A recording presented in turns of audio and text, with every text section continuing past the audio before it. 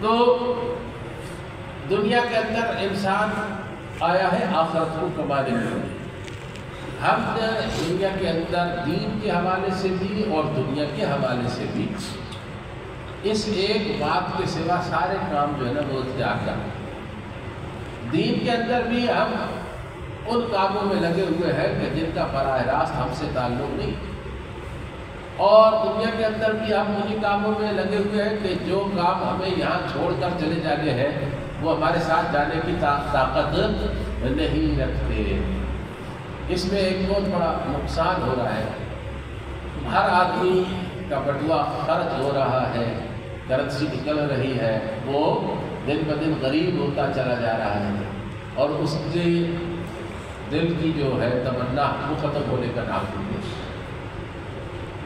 دل کے اندر تمناؤں کے ابھی انبار لگے ہوئے ہیں۔ بات جو ہے وہ یہ ہے کہ ابھی آپ جب خطبہ سنتے ہیں اکثر علماء اپنے خطبے کے اندر نبی پاک صلی اللہ علیہ وسلم کی یہ حدیث بیان کرتے ہیں کہ آپ صلی اللہ علیہ وسلم نے فرمایا کہ ان جبرائیل علیہ السلام نفخ فی روحی، نفث فی روحی، فرمایا کہ جبرائیل علیہ السلام نے میرے دل کے اندر یہ بات پھونکی، ان النفس لن تستكمل حتى ان النفس لن تموت حتى تستكمل رزقها۔ کوئی جان اس وقت تک نہیں مرے گی جب تک کہ اپنے حصے کا رزق پورا نہ کرے۔ جو رزق اللہ نے اس کے لیے لکھا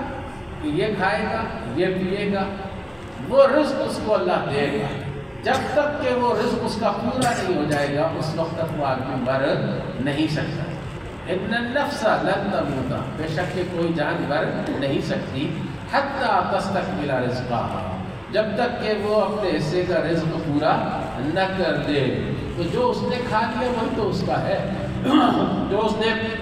پہن لیا وہی اس کا ہے، جو اس نے پی لیا وہی اس کا ہے، اور جو کچھ اس نے چھوڑ دیا وہ تو اس کے منحصر کا، اس کا اپنا مال تو نہیں ہے، وہ تو اس نے اپنی حماقت اور بے وقوفی سے دوسروں کے لیے کما کما کر انبار لگائے تھے، یہ اب اپنے لیے تو اس نے آخرت میں جمع کرنا تھا، وہاں خالی رہ گئے۔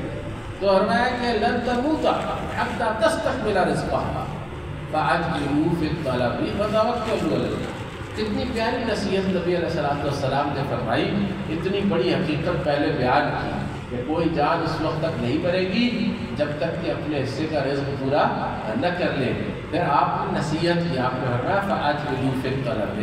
تو بھاگ دوڑ کو مختصر کر، یہ جو دنیا کی نسبت ہے اس کو تھوڑا، اس کے اوپر تھوڑا صبر کرو، تو ہاتھ ہلکا رکھو، میں کہ فاجملوا فی الطلب، بھاگ دوڑ مختصر رکھو، وتوکلوا علی اللہ، اور اللہ رب العزت کے اوپر بھروسہ کرو، اللہ تمہیں تمہارے حصے کا رزق ضرور عطا کرے۔